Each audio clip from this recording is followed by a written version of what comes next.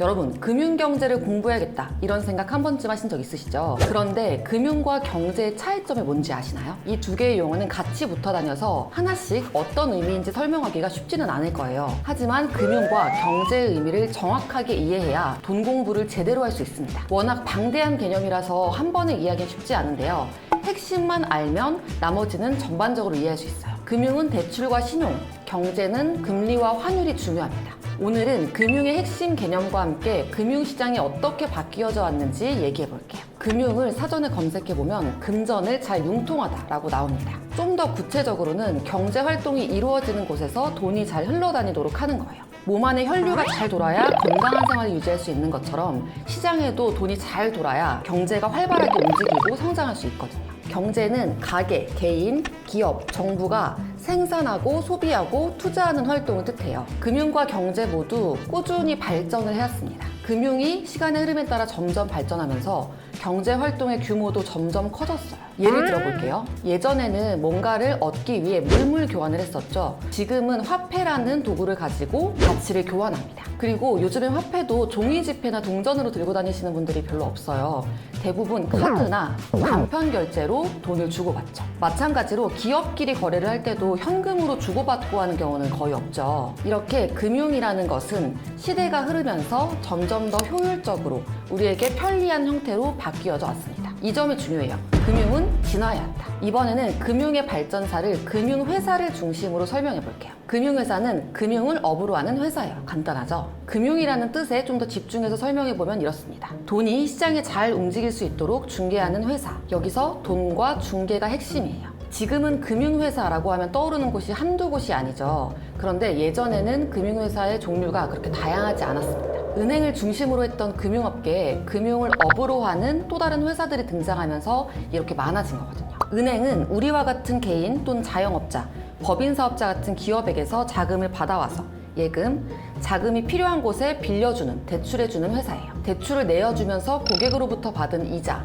그리고 돈을 맡아준 고객에게 주는 이자, 그 차액, 예대마진이라고 하거든요. 이 예대마진을 주요 수익원으로 은행은 돈을 법니다. 그래서 같은 돈을 기준으로 하더라도 대출금리가 예금금리보다 좀 더 높죠. 이 차액만큼 버는 거예요. 이렇게 돈을 빌려주고 받아주는 역할을 하기 때문에 은행은 아무 데나 할 수는 없어요. 어느 정도 자격을 갖춘 레벨이 있는 회사가 금융당국에 신청을 해서 인가를 받아야 은행업을 영위할 수 있습니다. 가장 중요한 은행에 대해서 설명을 했으니까 이제 다른 금융회사로 넘어가 볼게요. 은행 외의 금융회사입니다. 사실 은행을 중심으로 했던 금융업계에 새로운 플레이어가 등장한 지는 얼마 되지 않았어요. 은행밖에 없었을 때는 큰 기업과 부자들이 은행을 통해 돈을 빌릴 수 있었어요. 중소기업과 서민들은 은행을 이용하기가 어려웠습니다. 은행 입장에서는 이 중소기업이나 서민들에게 돈을 빌려주고 이 사람들이 잘 갚을 수 있을지 판단하기가 어려웠거든요. 그런데 이때는 은행 밖에 선택지가 많이 없었어요. 고금리의 사금융뿐이라서 많은 이자를 내면서 부담을 키울 수밖에 없었습니다. 이렇게 은행 외에는 고금리의 사금융밖에 없었던 1970년대 정부에서 상호신용금고법을 만들어서 사금융을 양성화하기 시작했습니다. 이때 나타난 금융회사들은 은행하고 비슷한 역할을 수행하면서도 특정 분야에 특화된 회사들이었어요. 하나씩 나열해 볼게요.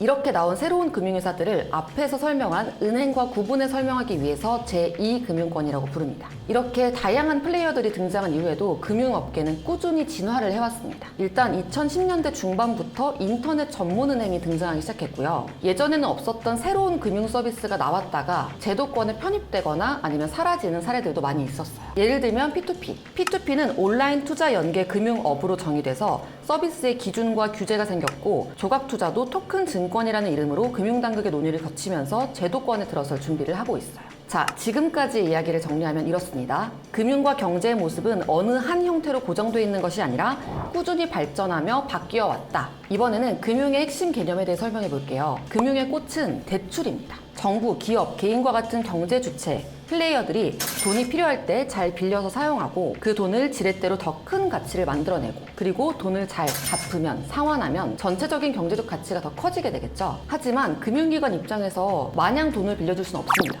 이 돈을 빌려간 사람이 돈을 잘 갚을 수 있는 사람인지 판단을 해야 돼요. 그래서 돈을 빌려주는 곳, 금융기관에서는 돈을 빌려가는 주체의 신용도를 평가합니다. 신용은 한마디로 돈을 빌릴 수 있는 능력이에요. 신뢰는 감정적으로 믿을 수 있다는 걸 전제로 출발한다면 신용은 오히려 감정적으로 믿을 수 없기 때문에 여러 가지 데이터를 기반으로 이 사람이 돈을 잘 갚을 수 있는 사람인지 평가를 한다는 거죠. 그리고 그 결과치가 우리에게는 신용 등급, 현재는 신용 점수로 나타나지만 다른 플레이어, 기업과 정부에도 신용 등급이 매겨집니다. 이것도 되게 중요한 얘기인데요. 여기서는 개인을 중심으로 설명해 볼게요. 개인의 신용도는 점수로 나타납니다. 예전에는 등급제라서 신용도가 좋을수록 1등급에 가까웠는데요.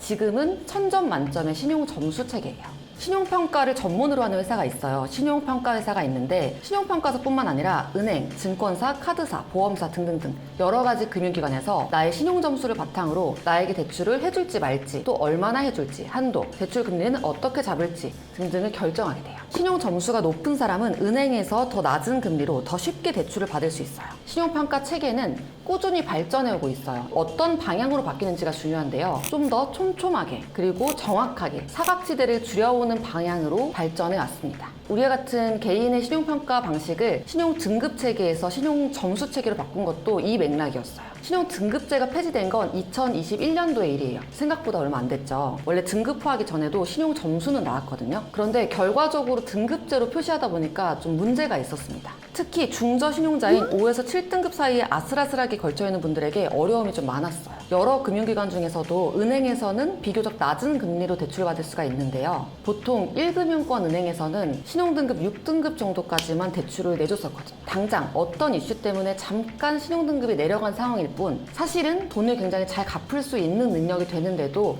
이 은행에서 받지 못하면 더 높은 금리에 2금융권 또는 4금융으로 넘어가게 되면서 다시 대출 부담이 커지는, 이자를 많이 대야 되는 이런 악순환이 생기곤 했었습니다. 신용 점수제가 바로 이 문제를 개선하기 위해서 도입됐어요. 점수를 통해서 신용도를 더 세세하게 보여주면서 근소한 차이로 등급이 떨어지는 기존의 사각지대를 많이 줄일 수가 있었어요. 이렇게 신용점수 체계로 바뀌었지만 금리 절벽, 사각지대 문제가 완전히 해결되지는 않았습니다. 1금융권 은행과 2금융권 사이에 대출금리 차이가 너무 컸어요. 1금융권 은행에서는 대출 받으면 약 4에서 한 7% 정도의 대출금리를 적용받을 수 있거든요.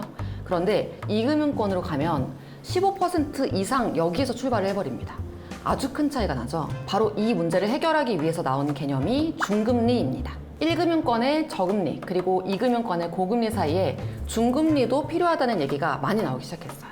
그리고 여러분들 한 번쯤 들어보셨을 크라우드 펀딩도 이 중금리 대출에서 출발했어요. 크라우드 펀딩은 많은 사람들로부터 돈을 모금하는 것을 뜻해요. 아이디어형 상품에 투자하는 것, 이런 걸로 많이 익숙하신 분들이 계실 텐데요. 사실 이것도 크라우드 펀딩의 일종이에요. 여기서는 하나의 금융기관에서 돈을 빌리는 것과 다르게 다수의 사람들로부터 돈을 빌린다. 이것이 크라우드 펀딩이다 라는 것만 기억하시면 됩니다. 자, 그래서 크라우드 펀딩을 통해서 어떻게 중금리 대출이 가능해지는 걸까요? 먼저 대출이 필요한 사람이 대출 목적과 계획, 상환 시기, 이자율 등을 알려주면 그 조건이 매력적이라고 생각한 사람들, 투자자겠죠. 투자자들이 여럿 모여서 돈을 빌려주고 대출을 받은 사람, 대출자가 그 돈을 목적에 맞게 사용하면서 매달 이자를 지급하고 만기가 됐을 때 원금과 함께 대출을 상환하면 대출 거래가 마무리됩니다. 은행 대출하고 비슷한 것 같지만 차이점이 있어요. 은행에서는 예금 또는 적금을 통해서 은행에 들어온 돈, 이걸 바탕으로 대출을 해줘요. 그 대출 이자를 예적금보다 조금 더 높게 쳐주면서 마진, 차익으로 수익을 내죠. 고객 입장에서는 내 돈이 누구에게 가는 건지, 누구에게 빌려주는 건지 알 수도 없습니다. 내가 예금이나 적금으로 돈을 넣은 데 대해서 이자를 받긴 받지만 그게 은행이 내 돈으로 대출을 주면서 얻은 대출 이자보다는 적어요. 그런데 크라우드 펀딩에서는요, 돈을 빌려주는 사람, 투자자인 내가 내 돈을 누구에게 투자하는 건지 그리고 어떻게 운용되는 건지 알고 선택할 수 있습니다. 내가 직접 이 대출의 리스크와 기대 수익률을 판단할 수도 있어요. 크라우드 펀딩도 투자자에게 뭘 돌려주느냐에 따라서 종류가 달라요. 방금 설명한 건 대출형 크라우드 펀딩입니다. 만기 후에 원금과 이자 없이 제품과 서비스를 제공하는 방식을 리워드형 크라우드 펀딩이라고 해요. 우리가 크라우드 펀딩 하면 먼저 떠올렸던 그 서비스가 바로 리워드형 크라우드 펀딩입니다. 대출형 펀딩이 우리나라에서 막 확산되기 시작했던 건 2010년대 후반의 일이에요. 그때 당시에 혁신적인 금융 서비스라고 평가받았지만 문제가 좀 있었습니다. 가이드라인이나 규제가 없어서 관리 감독이 되지 않았고요. 업체마다 서비스의 신뢰도나 퀄리티가 천차만별이었어요. 그러다 2021년 대출형 크라우드 펀딩이 제도권에 들어오게 됩니다. 지금은 금융위원회에 등록한 곳만 온라인 투자 연계 금융업을 할 수가 있어요. 앞에서 금융은 꾸준히 발전한다 라고 얘기했었죠. 온라인 투자 연계 금융업이 등장한 것도 그렇게 금융이 발전해온 결과예요. 2023년 7월 기준으로는 온라인 투자 연계 금융업에 등록된 업체는 50곳입니다.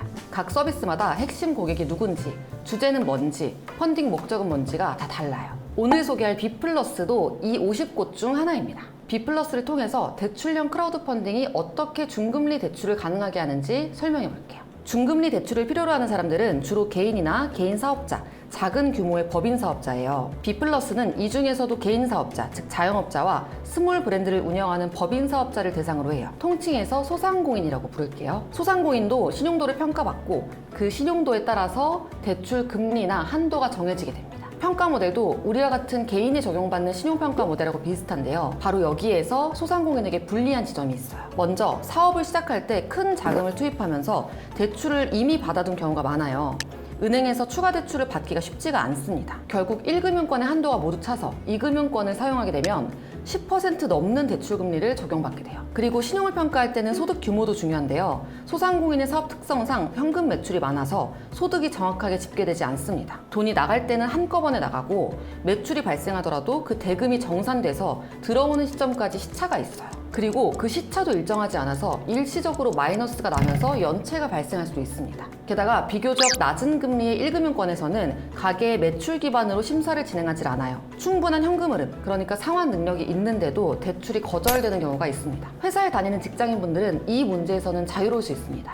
매달 일정한 날짜에 일정한 금액이 들어와서 현금 흐름을 월 단위로 관리할 수가 있어요. 하지만 소상공인은 그렇지가 않아서 개인과 비슷한 신용평가 모델로 평가를 받게 되면 불리해지는 거죠. 결국 소액 대출이라도 받게 되면 고금리를 적용받게 되니까 대출 이자 부담이 또 커지고요. 자, 지금까지 얘기한 내용도 마찬가지로 금융의 목적과 상충되는 내용이에요. 필요한 곳에 돈이 잘 흘러가서 가치를 창출하도록 만들어야 되는데 그게 잘 안 되고 있는 상황인 거죠. 비플러스가 바로 이 문제를 해결하기 위해서 만들어진 회사예요. 소상공인 입장에서는 중금리로 대출을 받아서 돈을 필요한 곳에 잘 쓸 수 있도록 해주었고, 투자자, 돈을 빌려주는 사람에게는 이자 수익을 얻을 수 있도록 시스템을 만들었어요. 우리 동네 펀딩은 돈을 빌려주고 이자를 받는 대출형 크라우드 펀딩인데요. 우리가 잘 알고 있는 리워드형 크라우드 펀딩의 특징도 갖고 있습니다. 마음에 드는 펀딩에 투자해서 이자도 받고 리워드도 함께 받을 수 있어요. 우리 동네 펀딩에 올라와 있는 올곡이라는 브랜드를 함께 볼게요. 이 펀딩은 대출금리 9%, 12개월 동안 돈을 빌려주는 펀딩이에요. 그러니까 100만 원을 투자하면 연간 이자로 9만 원을 받을 수 있다는 거예요. 세금까지 계산하면 세후 세금을 덜어내고 나서 약 7만 6천 원 정도의 수익을 얻을 수 있습니다. 자, 좀 더 아래로 내려보면서 리워드를 볼게요. 올곡은 국내산 땅콩으로 가공식품을 만드는 브랜드예요. 그래서 리워드가 재밌어요. 내가 30만 원을 투자하면 올곡의 땅콩 약과 세트를, 그리고 50만 원을 투자하면 땅콩 버터를 받을 수가 있네요. 200만 원을 투자하면 땅콩 버터와 땅콩 약과가 같이 들어있는 세트를 주고 있어요. 비플러스에서는 이렇게 제품을 리워드로 직접 보내주는 펀딩을 배송형 리워드 펀딩이라고 부릅니다. 사장님은 제품을 알리면서 합리적인 금리로 자금을 끌어올 수 있어서 좋고, 투자자인 우리 입장에서는 9%의 이자 수익은 물론 제품을 받아서 체험할 수 있으니까 서로 윈윈인 거죠. 그리고 우리 동네 펀딩에 올라와 있는 펀딩들을 쫙 살펴보면요, 사회적 문제를 해결하기 위해 운영하는 사회적 기업들이 많아요. 가치 소비와 가치 투자를 함께 할 수 있는 방법이기도 합니다. 자, 다른 가게 펀딩을 봐볼게요. 저는 서울에서도 강북 지역에 사니까 강북 지역에 있는 가게를 찾아볼게요. 성신여대에 있는 753 베이글 비스트로라는 가게의 펀딩입니다. 자, 이 펀딩도 똑같이 대출금리 9%에 6개월 동안 투자하는 펀딩이에요. 이 펀딩은 상환 기간이 짧아서 돈이 묶이는 부담은 올곡에 비해서는 조금 적을 것 같아요. 그리고 대출 기간 동안 원금도 조금씩 상환하는 방식이라서 혹시나 우리 P2P, 온투업에 투자하는 분들이 가장 두려워하는 연체, 부실이 발생했을 때 혹시 모를 상황에 원금 손실의 리스크를 줄여줄 수도 있습니다. 자, 여기서는 리워드로 뭘 줄까요? 투자 금액 20만 원당 이 가게에서 쓸 수 있는 5천 원 쿠폰을 준다고 하네요. 5천 원이라는 금액이 작아 보일 수 있지만요, 생각해보면 투자 금액의 2.5%에 해당하는 꽤 쏠쏠한 금액이에요. 만약에 100만 원을 내가 투자하면 2만 5천 원어치의 쿠폰을 받을 수가 있는 거죠. 투자를 하면서 내가 투자를 한 가게를 직접 방문해서 제품을 체험해보고, 내가 투자한 곳의 사장님도 만나보고, 이렇게 맛있게 생긴 숙성연어 베이글 샌드위치를 먹으면 더 재밌겠죠? 자, 이렇게 가게에서 쓸 수 있는 현물형 쿠폰을 주는 펀딩을 우리 동네 펀딩에서는 쿠폰형 펀딩이라고 부릅니다. 보통 음식점, 카페, 소매점 같은 곳에서 이런 쿠폰형 펀딩을 많이 찾는다고 해요. 가게 사장님들은 이자 부담 줄이면서 매출도 올릴 수 있어서 좋고, 투자자는 9% 이자 수익도 얻으면서 가게에 직접 방문해서 응원도 할 수 있고, 또 받은 쿠폰으로 제품 체험할 수 있으니까 또 좋은 거죠. 최근에 자영업자분들, 소상공인들이 어려움을 겪으면서 골목 상권과 지역이 사라지는 문제가 여기저기서 발생을 하고 있어요. 이분들의 가장 큰 어려움은 매출과 대출 부담입니다. 그리고 우리 동네 펀딩을 운영하는 비플러스에서는 바로 이 문제를 쿠폰형 펀딩으로 어느 정도 해결할 수 있는, 그래서 상생형 투자라고 말하고 있어요. 성실하게 가게를 이끌어가는 가게 사장님들에게도, 그리고 그분들을 응원하고 싶은 그 가게에 투자하는 저희들에게도 수익이 생기는 좋은 구조인 거죠.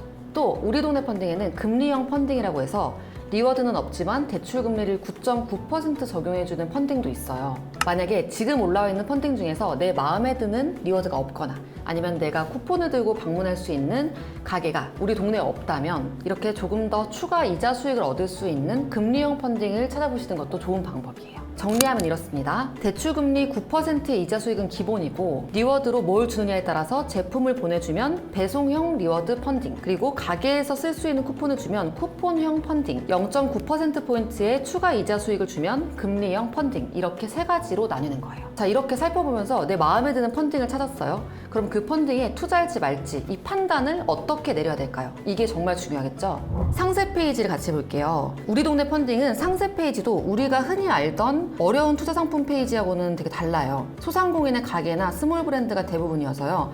가게의 위치가 담긴 지도, 브랜드 제품 사진, 공간 사진 같은 것들이 같이 나와 있어요. 물론 우리는 투자를 하는 거기 때문에 금융정보, 재무정보도 봐야겠죠. 이 내용도 나와 있는데요. 월 평균 매출, 그리고 부채 정보를 확인할 수가 있어요. 지금까지는 우리가 금융기관에서 돈을 빌리는 입장이었잖아요. 여기서는 우리 동네 펀딩에서는 내가 돈을 빌려주는 투자자의 관점에서 우리 동네 상권을 볼 수 있는 거예요. 그리고 우리 부동산 투자할 때 임장 다니잖아요. 그런 것처럼 내가 직접 가게를 방문해보고 경험해보고 투자를 결정할 수도 있습니다. 특히 식음료를 판매하는 가게는 우리가 소비자로서 경험치가 잔뜩 쌓여 있잖아요. 그래서 직접 방문해서 경험해보면 여기가 괜찮은 곳인지 아닌지가 확실하게 나올 거예요.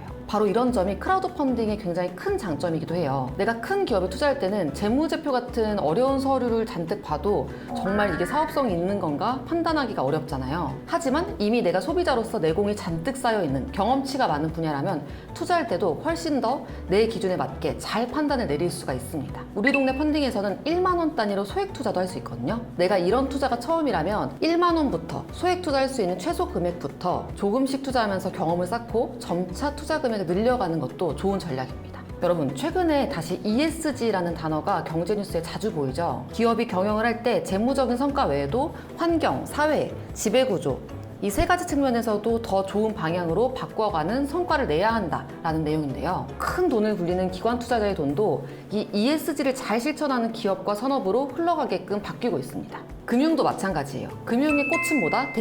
대출이지만 대출을 통해서 이자 수익을 벌고 그 수익을 극대화하는 방향으로만 움직이고 있는 건 아니에요. 최근에는 금융업계에서도 사회적인 가치가 굉장히 중요해지고 있거든요. 이걸 구체적으로 부르는 용어가 있어요. 바로 임팩트 금융입니다. 그리고 이 임팩트 금융업계에는 포용적 금융이라는 개념이 있어요. 누구나 언제 어디서나 필요로 하는 금융 서비스에 접근할 수 있도록 금융이 작동해야 한다는 뜻이에요. 하지만 아주 오랜 기간 우리 가게를 운영하시는 사장님들은 이 금융의 사각지대에 있었습니다. 코로나19 팬데믹을 기점으로는 더 어려운 상황에 놓여졌었어요. 상환 능력이 있는 자영업자라도 은행에서 대출받기가 어려웠었고, 그래서 제2금융권이나 4금융에서 대출을 받으면서 금리 절벽 문제를 마주해야 했어요. 결국 여러 대출을 갖고 있는 다중 채무자가 되면서 다시 힘들어지는, 재무 상황이 나빠지는 악순환이 반복되었습니다. 포용적 금융이라는 관점에서 개인 사업자라는 특수성 때문에 상환 능력을 저평가받아서 고금리를 부담해야 하는 상황은 있어서는 안 되겠죠. 오늘 소개한 우리 동네 펀딩에 투자하면요, 사장님들이 금리 절벽에 내몰리지 않도록 포용적인 금융시장을 만드는데 여러분들도 힘을 보탤 수 있습니다. 그리고 여기에 정부도 힘을 실어주고 있어요.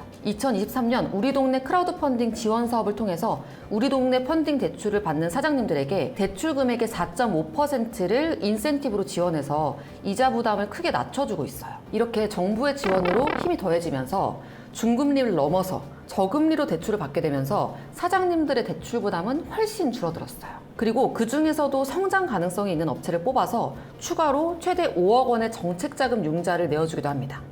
이렇게 우리 동네 펀딩은 정부가 지원해줄 만큼 좋은 투자예요. 자, 우리 초반에 얘기한 거 기억하시나요? 물물 교환으로 시작해서 카드 결제, 모바일 결제까지 넘어오는 변화를 쫙 짚어봤었죠. 이제부터는 금융의 기술적인 진화를 지켜보면서 그 과정에서 임팩트 금융이 어떻게 실천되고 있는지 우리가 살펴볼 때입니다. 그 판을 주도하는 플레이어가 누구인지, 어떤 방식으로 임팩트 금융을 만들어내고 있는지, 나의 가치관과 맞는지를 찾아보면서요.